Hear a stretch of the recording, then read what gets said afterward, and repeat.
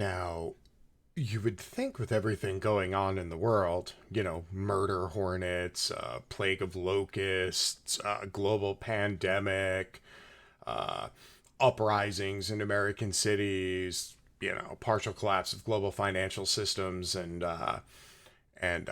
distribution and logistic chains, you would think that Donald Trump might have some important crap to do, but it is election season and it's time to whip up the base.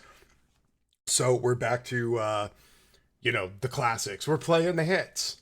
Hey, Southern Border. Hey, lock her up. Hey, I'm the law and order president. So, what's Donald Trump doing instead of, presidenting or, trying to improve the current situation that's going on?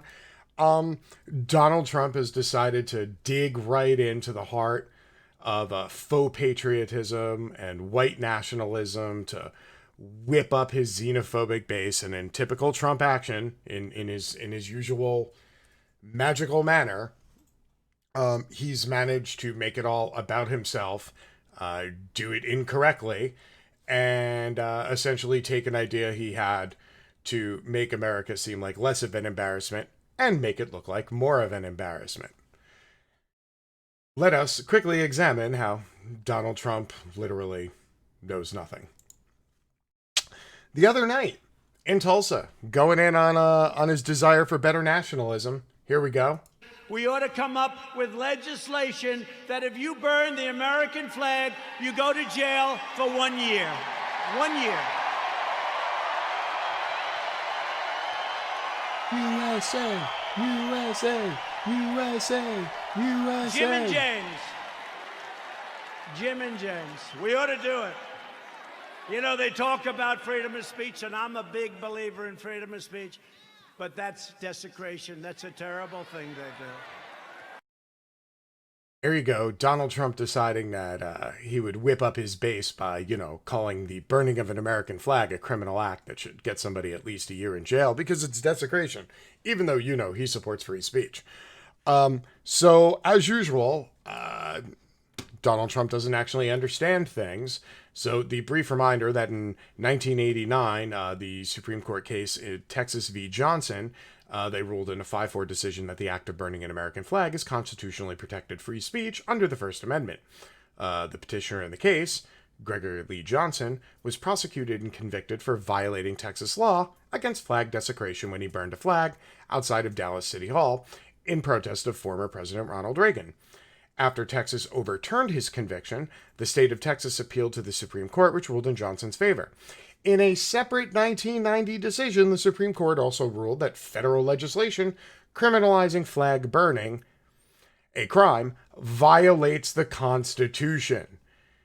In United States v. Eichmann, the court struck down the 1989 Flag Protection Act, which made burning or destroying an American flag a federal crime.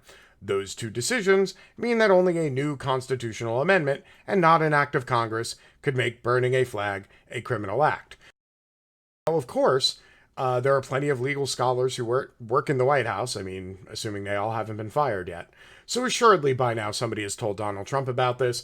Donald Trump doesn't care because it sounds good, and he doesn't care about reality or truth or facts. He just wants to whip people up into a frenzy. I know. Stunner, right? Here's where it gets weird. Today, Donald Trump then doubled down on his idiocy that is completely unenforceable and actually makes him a criminal by trying to create that federal act that would ban flag burning. He doubled down. And today, sent out a tweet because, of course, President Donald Trump actually rules and legislates the country over Twitter and not behind a desk in the Oval Office. Here we go. I have authorized the federal government to arrest anyone who vandalizes or destroys any monument, statue, or other such federal property in the U.S. with up to 10 years in prison per the Veterans Memorial Preservation Act or such other laws that they may be pertinent. This action is taken effective immediately, but may also be used retroactively for destruction or vandalism already caused. There will be no exceptions. There will be no exceptions. Funny, it looks like I got like another 4 tabs here on my browser. So it looks like I've already found some exemptions. And he hasn't even signed his fake executive order yet. Would you care to know what those exceptions are? I'm sure you would. So let's take a look. Let's start here. President Trump said in a tweet on Tuesday he has authorized the federal government to arrest anyone who vandalizes or destroys any monument, statue, or other federal property in the U.S. The president said the punishment is up to 10 years in prison, per the Veterans Memorial Preservation Act. In a second tweet, he said the action taken is taken effective immediately, but may also be used retroactively. It is unclear, however, what Mr. Trump's authorization means. Notice how they call him Mr. Trump and not President Trump. I see you. The Veterans Memorial Preservation and Recognition Act was enacted in 2003, that's 17 years ago for those of you who can't do math like Donald Trump, making attempts to damage or destroy statues or monuments that commemorate the service of those in the armed forces punishable by up to a decade in prison. Now you might be asking yourself, hey, if there's already a law here and he's talking about he's going to add to that law, I wonder what that law says. I'm glad you asked. Here you go. This is it. This is the Veterans Memorial Preservation and Recognition Act. Hey, look, I already have something highlighted here. You ready?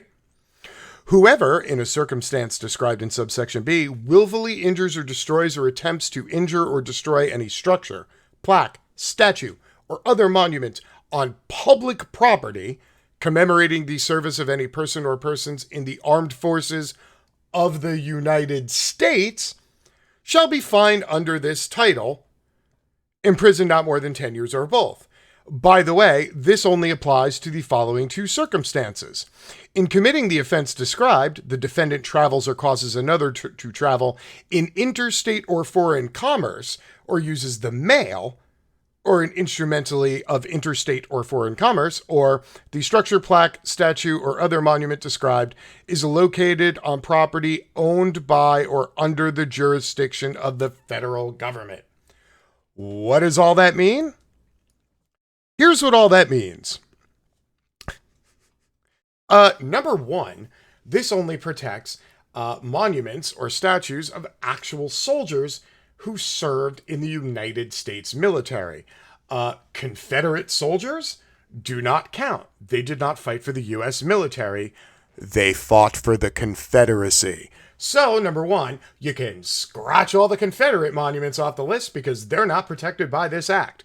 Hey, number 2, the monument has to be on public property or property owned by the federal government. Oddly enough, a lot of these statues aren't on federal property. And again, they have to be statues of people who actually served in the United States of America Armed Forces to be covered under this act. Funny story. Do you know how many monuments and statues actually aren't owned by the United States government and actually aren't on U.S. government land? I checked that already too. Here you go. The Southern Poverty Law Center attributes some 450 monuments, markers, buildings, and other commemoratives to the United Daughters of the Confederacy. The memorials range from modest statues like Silent Sam to the 351-foot-high concrete obelisk marking the Kentucky birthplace of Davis, the Confederacy's only president, also not a previous member of United States military. The vast majority of these were erected during the late 19th and early 20th centuries, not after the Civil War, when states were enacting Jim Crow laws meant to disenfranchise black people, and amid the civil rights movement of the 50s and 60s. So again, to confirm, a large portion of these statues are not owned by the U.S. government, were not paid for by the U.S. government, are not on U.S. government land, and are not statues or memorials commemorating former U.S. military soldiers. As such, Trump's bogus fake executive order that's going to piggyback the Veterans Memorial Act does not cover any of these. Because once again, Donald Trump has shown the bucket of shit that he doesn't know is a lot more full than the bucket of stuff he does know.